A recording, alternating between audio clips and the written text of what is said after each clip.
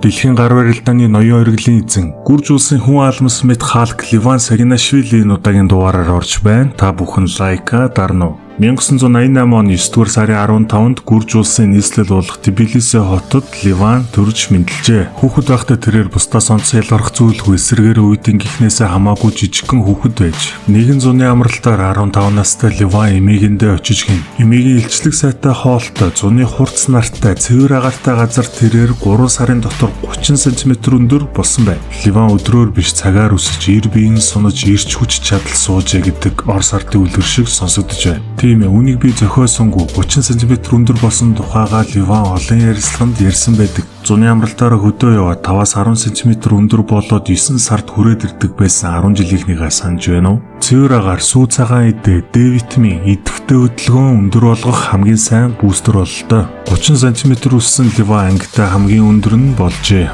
Тэр үед Ливан хөл бөмбөгчин болохыг мөрөөддөг байж, гэвч түүний аллергийн ханиалга нь улам ихснээр мөрөөдлөө орхиход хүргэсэн байна. Ливан анх цааланд орох үед түүний хүч тэмч сайнгүй байлаа. Сунааж чадахгүй 2 толгойн дасгал дээр 5 кг дийлж байсан юм. 21 настай Ливаныг бэлтгэлийн зааланд хичээлж байхад түүний ирээдүйн дасгалжуулагч нь том гарыг нь анзаарсан байна. Ливаны ирээдүйн багш бараг бүтэн цаг түүнд ийм том гар барилдааны спортод зориулагдсан гэдгийг нь тайлбарлаж өгөв. Ливан ч тухайн үед сонирхоод гар барилдааны бичлэг үзэж энэ спортод дурлав. 5 жил үгүй хичээлсний хүчинд Ливан 80 кг-ээс 120 кг болтлоо мас нэмсэн байна. Ливаны хувьд эхний 5 жил түүнд маш хүнд хэцүү байсан. Учир нь тэрээр бэлтгэлтэй хориг хандаж ач холбогдол өгдөггүй байсан гэж тайлбарладаг. Яг үүндээ спорт амьдрал хоёроо зохицуулах гэж Ливан барилга дээр ажиллах, такси барих гээд хийгээгүй зүйл үгүй. Мөнгө санхүүгийн асуудал Ливаныг бэлтгэлтэд 100% анхаарахад саадуулдаг байжээ. Тэрээр гүрж улсын аваргыг хэд удаа авч байсан бөгөөд цагдаагаал командчид дунд зохиогддог дэлхийн олимпиадад төрүүлсэн байдаг. Ингээд тэмцээнүүдийн бай шагналын мөнгө түүнд цаашид гар барилдааны спортод 100% анхаарал төвлөрүүлэх боломжийг олгосон байна. Ливаныг дээшээ гарч ирэх үед гар барилдааны ноён оргилыг Оросын Халк Денис Цыпленков эзлэж байсан юм.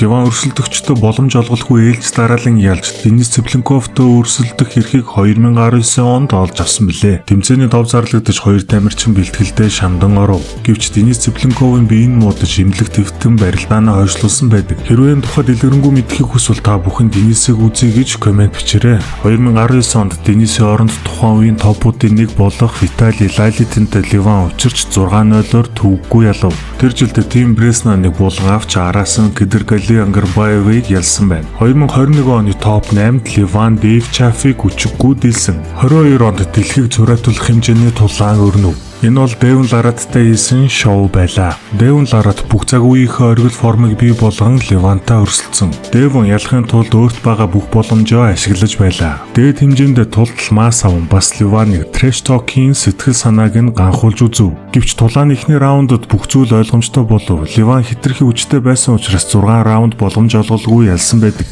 Үүний дараа тэрээр сэтгэлдээ хуваалцахдаа үнэхээр амархан байсан гэв. Түүний дараагийн өрсөлдөгч нь Эрмес Каспарини байсан. Биеийн жингийн ялгааны хувьд Ливан 70 орчим килограммаар илүү байсан ч эхний раундад Эрнес Ливаныг бараг л зогсоох шахав. Харин 2 дахь раундыг Ливан арай хялбар авсан. Тамирчид хэд удаа алдаа гаргасны эцэст Ливан маш ихэд цуцаж эхэлсэн байдаг. Хин фол хийх боломжгүй болсны эцэст Халк мань 3 дахь раундаа авчиж чадсан. 5 дахь раундаас эхлэн Ливаны ажиллах чадвар дуусч байгаа мэт тэрээр үнэхээр хэцүү амьсгалж байлаа. Эрмесээ гүйцэд дарж дийлэлгүй Ливан 2 фол аван хүчил төрөгчийн маск зүүн цаашид тулалдахаас татгалцсан байна. Тэрээр нэгэнт ялсан учраас цаашид өргөжлүүлэх юм бол ялагдах магадaltaй гэд 2 ялалтаа өгсөн болов уу? Эсвэл үнэхээр эрүүл мэндийн асуудал болсон учраас зогсоов. Гар барилдаа мэддэг энэхүү спортыг сонирхдог үзэгч комент бичээд үлдээгээрэй. Ливан тэмцээний дараа энэхүү асуудлаа тайлбарлахдаа эрүүл мэндийн асуудлаас болоод тэмцээний өргөжлүүлж чадаагүй гэсэн байдаг. Тэрээр бомбон булчирхаан даавар хэрэгэлдэг бөгөөд жин нь хамаагүй хитэдсэн гэжээ. Мэдээж 190 кг бол маш хүнд чин. Тэр их хүчийг гаргахын тулд зүрх нь нэлээд ачаалсан бололтой. Үүний дараа Ливан турж жингээ багасгах хэрэгтэй гэдгээ ойлгов. 2023 оны 7 сард гүрж Халк маань Артем Морозовтой барилдах байлаа. Гэвч бэлтгэлийн явцад Ливан бугуугаа гэмтээсэн байдаг. Бэртлийн дараа Дэвн Ларат Ливанд үүдлээсийн эмчилгээ санал болгожээ. Үүдлээсийн эмчилгээ эмчилгээ бол орчин цагийн хамгийн дэвшилтэд эмчилгээ юм. Үүнийг Devon Larratt, Ronnie Coleman хийлгэсэн. Магадгүй бид удахгүй Ronnie өөрөө алхахыг нь харж чинь билүү. Хэдий Devon Larratt trash talk буюу өрсөлдөгчтэй элдэг үгээр үддэг ч энэхүү эмчилгээ хийлгэхэд нь Levant тусалсан байна. Ийм үйлдэл нь түүнийг ямар хүн бэ гэдгийг нь харуулна. Өнгөрсөн жил Levant ахин Devon Larrattтай тулсан байдаг. Энэ удаа Devon байдаг чадлаараа биеийн хүчийн масса нэмэн Levant-ыг зогсоох гэж оролдов. 22 онтой харьцуулахад эхний раундад Levant-ыг зогсоож үзэгчдийг шуугуулад авсан. Devon Larratt-ийн хувьд ажиллах чадвар маш сайн учраас Levant-ы гарыг хөнгөн эцээж мэднэ. Гэвч Levant Devon-ыг шалгасан юм шиг гинэт буулгаад ав. Барилдааны харьцаа 4-1. Levant Saginashvili өнөөдрийн байдлаар дэлхийн хамгийн шилдэг гар барилдаанчаар үлдсээр байна. Түүнтэй энэ тэмцээн өрсөлдөх тамирчин ойрын хэдэн жил гарч ирэхгүй мэт.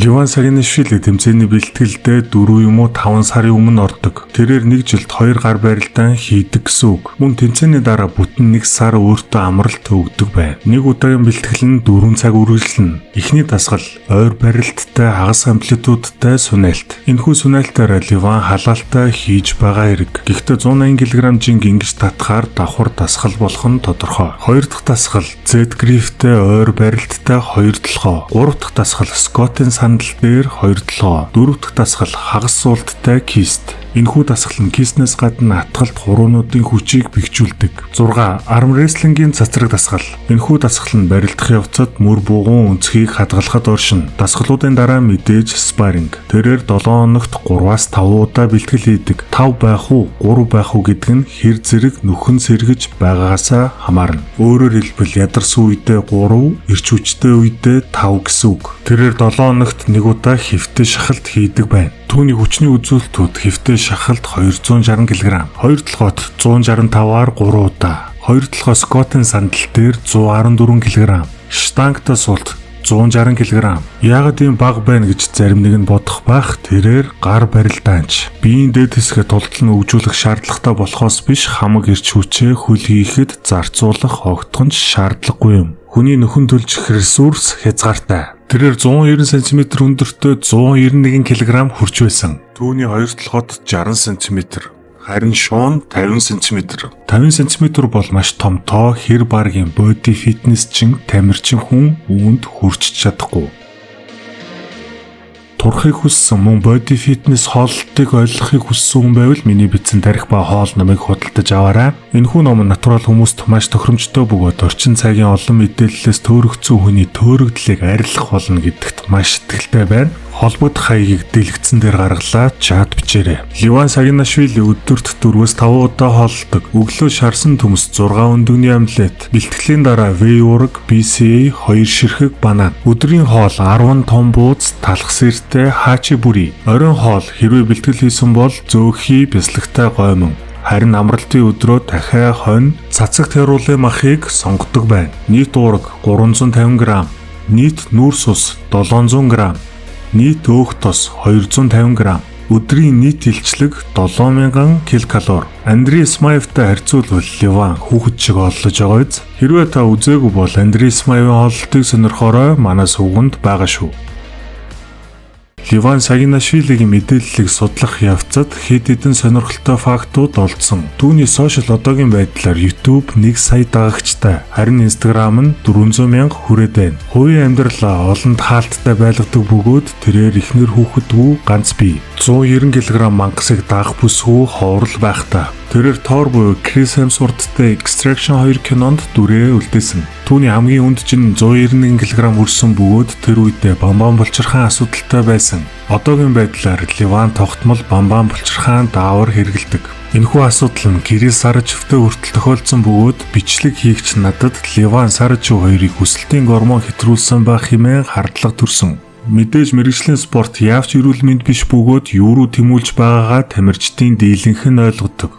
Магадгүй ойлгодгоонууд ч бий. Levant Saginashvili мөнгө боломж олцооны асуудалтай байсан ч гар барилдааны спортод аялаггүй ууггүй зүтгэн амжилтанд хүрэн дэлхийд нэр алдраа цуурайтуулсан нэгэн. Бэлтгэлийн хариуд түүний бие гайхалтай реакц өгөн өөрчлөгдөх чадвартай төрмөл авиастан. Хэр баргийн эрэгтэй хүн түүнийг харанхуйд харуул зүхтааж мэдхээр алмас шиг хаалган мангас шиг төрхтөж бодит амьдрал дээр игэл даруу зөөлөн энгийн нэгэн гайхамшигтай өсөх маас нэмэх потенциалтай бөгөөд түүнийгэж хэрэгжүүлж чадсан. Карьерийнхаа туршид маш олон удаа ялагдал хүлээсэн ч няцшгүй өөрийгөө сайжруулж гар барилдааны оргилд хүрсэн хүчтэн дэлхийд улсынхаа нэрийг гарган мандуулсан гавьяатан тэрээр гүрж улсын гайхамшиг үлээ.